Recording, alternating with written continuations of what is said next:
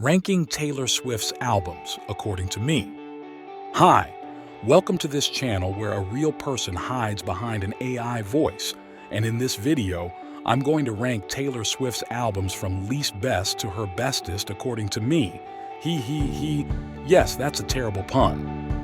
And I'm also going to be sharing with you my Amazon affiliate links, so whenever you want to purchase them, especially the stolen OG ones which are hard to find in stores, you can just click the link and check the prices and buy the vinyls and CDs on Amazon. It'll be a big help to me. So without further ado, here's my Taylor Swift album rankings from least best to the bestest of the best. At the 11th least best Taylor Swift album according to me is Reputation. No offense to all the Reputation girlies. It's got catchy songs, sonically cohesive, and the one that brought me back to listening to Taylor in 2018, but I since then outgrew. I'm kidding, huh? Haha. I just find her other albums better. But I'll forever carry this album. Best track. New Year's Day. Absolutely beautiful. But now I once in a while think about what if Joe and Taylor could accidentally, unknowingly cross paths and she hears Joe's laugh. That would be so sad.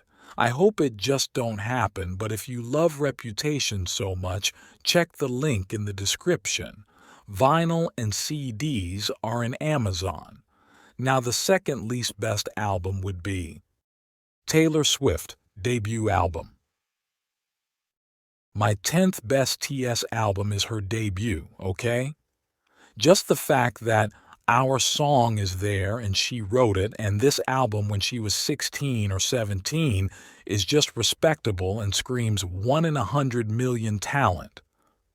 For me, this album is much more earnest than Reputation. Our Song trumps everything on Reputation for me. Even New Year's Day does not lay a finger on Our Song. In short, Our Song carried. Haha. Link on the description below and buy the vinyl and CD. Now down to my number 9 is Midnights. It's very sonically cohesive because of the same sounding deep synth bass in most of the tracks. You can hear it very audibly in Bejeweled, and once you hear it, you can't unhear it from the other songs, which is why it's only 9 on my rankings.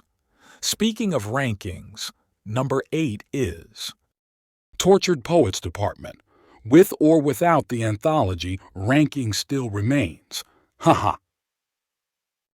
It's pretty much the same with Midnights, but TTPD has much more grip to it lyrically, and has much more experimentations with the rhythms, time signatures, and lyrics. Imagine the braveness Taylor has putting the Charlie Puth line and her multiple lines coming for the Swifties' necks. Haha. I love it so much I put this at 8. Taylor. Swifties feel that we just saved you from Ratty Healy's crooked fingers. And we're proud with that. Making fun of Ice Spice's hair and all the drug addiction and shit. We Swifties saved you from that. I feel attacked that you called us vipers dressed in empaths' clothing, ha. Now, speaking of Matty Healy, let's go to his equally douchebag of a man in John Mayer, which is in the next album at 7th. Speak Now and Speak Now TV. My holy trifecta in Enchanted, Dear John, and Back to December has me in a chokehold when I was 12 to 13. When I pray the Holy Rosary, those were my trinity. In the name of Mother Enchanted, the Sun in Dear John, and my spirit going back to December, amen. However, though, it still has the same problem I've had with TTPD and Midnights. Too much sonic cohesion, especially in the first 5 tracks. I still love it, though. This is a big part of my childhood, screaming, "This is me swallowing" and shit. I know you love this album, so go get the vinyl and CD on Amazon on the link provided at the description box. Now onto the next, my 6th best Taylor Swift album is Evermore. Evermore. Yes, that's it. Okay, with this one, it's all just gonna be my experience and all. If you can't relate, that's fine. Make your own album ranking. Ha ha ha ha. You watch this for a reason, just let me be. Okay. Evermore for me is winter put into record. Period. The potency of it as a winter album is so strong that I now experience winter even though I live in the equator. And that's on Taylor. Ha ha ha. Just the fact that I always get transported to a cabin in the woods while snowing and me just contemplating about life sitting warm in front of the fireplace is just baffling and incredible. That's why this album is at number 6. Okay, and for the 5th is Fearless and Fearless TV.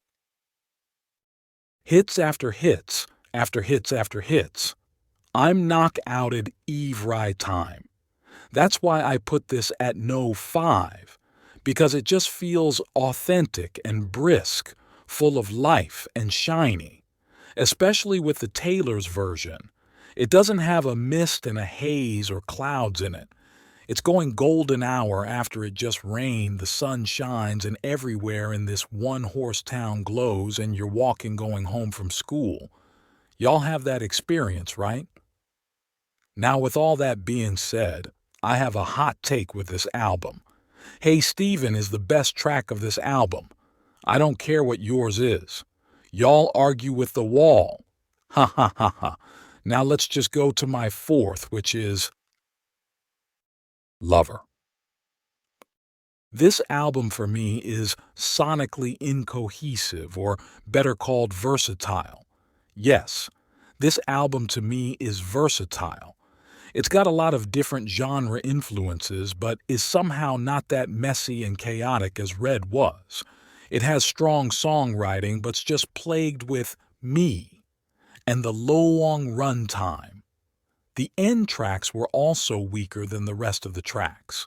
Love the experimentation of sounds with the likes of False God, It's Nice to Have a Friend, the trickling piano in Death by a Thousand Cuts, and the pop rock sound of Paper Rings. One of the things I also love in this album is her vocal performance. It's her most dynamic vocal performance ever since Red. Speaking of Red, my third best Taylor album is 1989. And also the Taylor's version. Okay, again, with this one, it's hits after hits after hits after hits. One of the, if not the, best pure pop album of all time. Blank Space's songwriting and lyrics could cut glass. Style is just pop perfection, with the nuances in her singing the line, "Some other girl," is just pure horror in the voice. Additionally, you got Clean as a closing track, which is arguably her best closing track when Begin Again is excluded. Ha ha ha. And with that note, let's go to my second best TS album. Folklore. Yes, that would mean Red is my number 1. But let's focus in Folklore first. I put Folklore second only because, as much as it is a very excellent album with exquisite lyrics and storytelling and great production and instrumentation, I just don't get the pump of emotion in her voice within this record. Most of it she sang in her lower range, and when she goes up it's airy or distant, drowned in reverb most of the time. It doesn't have the nuances in her singing that I like so much in Red and 1989. On the other hand, this album is her in her most poetic, her most grounded, talking tales of a high school love triangle, music from certified indie masters Bon Iver and The National. This album is her creative peak. Go and check out the vinyls and CDs on Amazon from my link in the description box. Okay, that's enough. Let's go to the top spot, which is Red and Red Taylor's version. I put Red as my best Taylor Swift album so far for a number of reasons. One of the many, and is the most important to me, is that it is sonically incohesive. From the arena rock of State of Grace to the EDM in Trouble, then country rock of All Too Well to the girly pop rock of Stay 3X, and then back to full-blown country in the Closer Begin Again, no other mess could be messier than the sonic vision of Red. It's sonically incohesive and messy and chaotic, but so is the experience of a passionate love turned catastrophic heartbreak. However, when I say sonically incohesive, I'm talking about the instrumentation and the production of the music behind the voice. Because although I say it's sonically incohesive, there's two things that are consistent and cohesive throughout the album. It's her voice and the lyrics. The vocal production and the lyrical content of it is kind of like the silver lining out of every mess you made, the thing that assures you that you're still on the right track. And although many people would say that she's not that good of a singer, in this album, she is singing. This album is probably her most dynamic vocal performance apart from Lover, which I already covered earlier. Her vocals in this album have a shine that is not even in Lover, which is also a vocally dynamic album, and even more on all the other albums. The somehow bendy aluminum whininess of her head tone vocals sounds like she's pissed and angry, and how she used more of her chest voice in here than any of her other albums is lively and satisfying. All of that plus the shiny reverb makes a vocal delivery that serves best her lyrics of pain and heartbreak and pettiness. And the liveliness is just the biggest reason why Red and Red TV for me is her best album to date. Well, that's all it. I hope you find my ranking perplexing and consequential, hahaha. Now do your thing and buy these Taylor Swift album vinyls and CDs on Amazon using my links on the description box. I know you love Taylor. Bye.